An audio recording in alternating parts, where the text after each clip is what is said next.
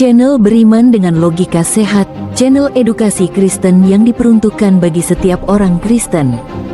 Salam saudara, puji nama Tuhan, kembali kita berjumpa dalam tayangan edukasi Kristen, tayangan yang dikhususkan bagi kalangan kaum Kristiani.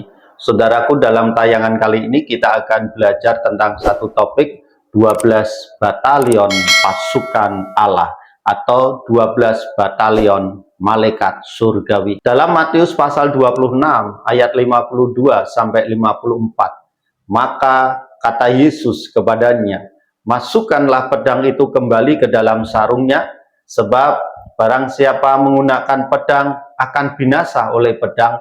Atau kau sangka bahwa aku tidak dapat berseru kepada Bapakku, supaya ia segera mengirim lebih dari 12 pasukan malaikat membantu aku? Jika begitu, bagaimanakah akan digenapi yang tertulis dalam kitab suci yang mengatakan bahwa harus terjadi demikian?" Saudaraku, perkataan Tuhan Yesus yang cukup mengejutkan bagi para muridnya, terkhusus kepada Petrus, yang menandakan bahwa Yesus bukannya tidak memiliki kuasa untuk melawan orang-orang yang hendak menangkapnya di saat peristiwa di Getsemani. Yang Tuhan Yesus katakan merupakan perkataan yang luar biasa, di mana Tuhan Yesus bisa meminta Bapa dan mengirimkan 12 legion atau batalion pasukan malaikat, atau setara dengan 960.000 malaikat.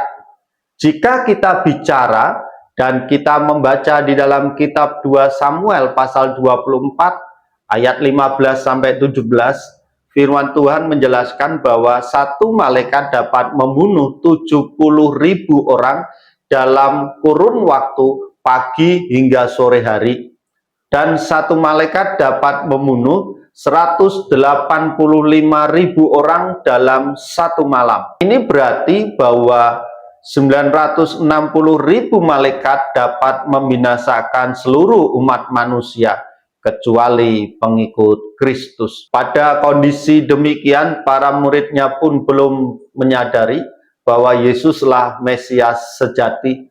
Justru mereka ketakutan dan melarikan diri meninggalkan Tuhan Yesus. Saat ini banyak orang yang tertarik pada konsep dan penelitian tentang malaikat atau dogma tentang malaikat. Malaikat muncul dalam berbagai bentuk, mulai dari ornamen dan hiasan Natal hingga film dan acara yang terdapat di dalam televisi. Banyak orang Kristen meyakini bahwa mereka memiliki kemampuan untuk mengendalikan atau meminta malaikat untuk melakukan sesuatu sesuai dengan keinginan atau perintah orang Kristen. Ada pula yang percaya bahwa mereka dapat menguasai malaikat atau bahkan setan dengan nama Yesus. Tidak ada satupun peristiwa dalam Alkitab yang menunjukkan bahwa manusia pernah memerintahkan kepada malaikat, baik dalam nama mereka sendiri maupun dalam nama Tuhan Yesus. Tidak ada satupun ayat dalam Alkitab yang menyebutkan bahwa manusia memiliki kuasa atas tugas malaikat. Kita patut menyadari bahwa malaikat adalah entitas yang lebih tinggi karena Yesus perlu menjadikan dirinya lebih rendah dari malaikat agar ia dapat lahir dan menderita sebagai manusia. Saudara bisa bandingkan di dalam Ibrani pasal 2 ayat 7 sampai 9 ataupun Mazmur pasal 8 ayat 4. Prinsip-prinsip Alkitabiah yang berikut ini menunjukkan bahwa malaikat tidak mengikuti perintah manusia. Yang pertama, Musa menyatakan bahwa ketika anak-anak Israel berteriak kepada Tuhan dan ia mendengar suara kami mengutus seorang malaikat untuk memandu kami keluar dari Mesir. Bilangan pasal 20 ayat 16. Malaikat tidak diperintahkan oleh orang Israel untuk datang kepada mereka. Mereka berdoa kepada Allah, satu-satunya sosok yang bisa memerintahkan malaikat untuk bertindak. Yang kedua, Sadrak, Mesak, dan Abednego tidak mau menyembah patung emas yang dibuat oleh Nebukadnezar.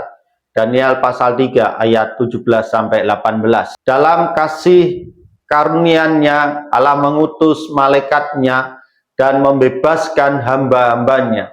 Daniel pasal 3 ayat 28. Yang ketiga, orang Ibrani itu tidak memanggil malaikat Tuhan. Allah yang mengutus malaikatnya.